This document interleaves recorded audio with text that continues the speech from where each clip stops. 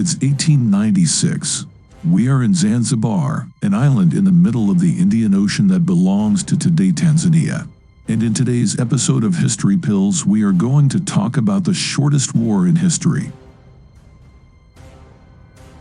In this picture, we can see the British Royal Marines commandos posing with their uniform. On the back, we can spot a semi-destroyed building. But why is that? We are in a period of colonial expansionism perpetrated by the European powerhouses. Italians are being defeated in the Battle of Adwa in Ethiopia. The British are fighting in Sudan and successfully reconquering it. The palace in the picture belongs to the Sultan of Zanzibar, and this picture must have been taken at around 9:46 a.m. of the 27th of August. The picture was indeed taken a few minutes later, the conclusion of the war fought between victorious Britain and Zanzibar's Sultanate that had begun less than 45 minutes earlier at 9:02 am. This indeed is the shortest war in history, lasting for about 44 minutes. However, although being so short, over 500 people died. Here, on the bottom left corner, we can unfortunately still identify one of the corpses that probably belonged to one of the many Zanzibar's defenders. So much was the joy for the victory that they didn't even bother moving him. But how did this conflict start? This is a period in which Britain would not take a no as an answer.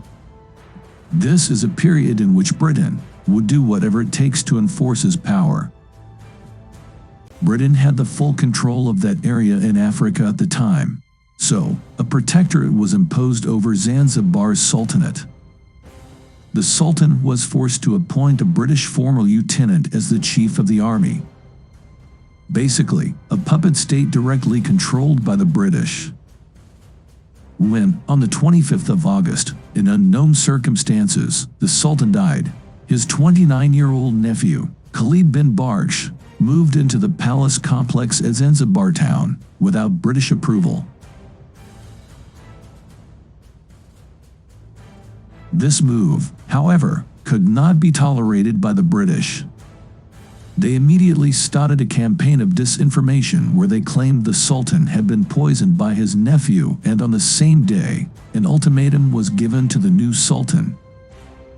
If he does not surrender, the British Army will declare war on Zanzibar. In a panic move, the Sultan barricaded in the palace with his close friends, his slaves, and a few armed citizens. In total, by the end of the day, they numbered 2,800 men, armed with rifles and muskets.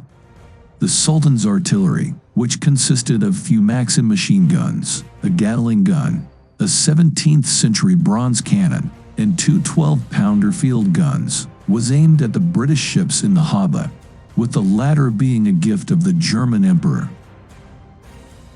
At the same time, Zanzibar's army, directly controlled by the British Lieutenant Arthur Edward Harrington Rakes, sided with the British Army.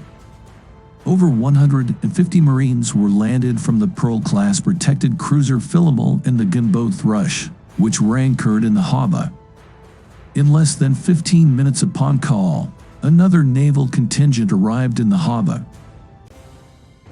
In the afternoon, a telegram was sent to London asking, "Are we authorized, in the event of all attempts at a peaceful solution proving useless, to fire on the palace from the men of war?" Then, on the 26th of August, several attempts to negotiate miserably failed. Numerous new cruisers arrived in the harbour, including the flagship HMS St. George.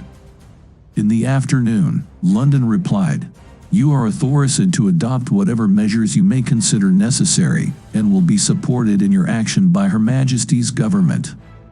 Do not, however, attempt to take any action which you are not certain of being able to accomplish successfully." Thus, the ultimatum was set for 9 o'clock of the following morning.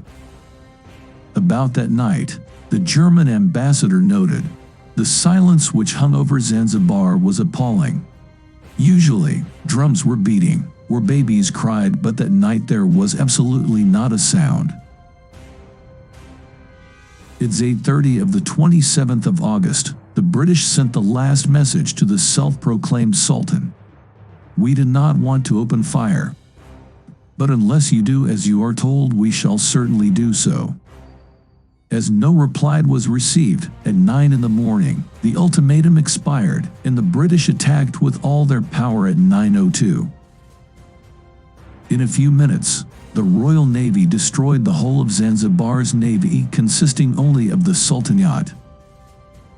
Then, with heavy artillery and dozens of cannons, the British attacked the palace and destroyed it. 45 minutes later, the Sultan surrendered and escaped to the German embassy under the protection of the German consul. The British controlled the town and the palace, and by the afternoon Hamoud bin Muhammad, an Arab favorable to the British, had been installed as Sultan, with much reduced powers.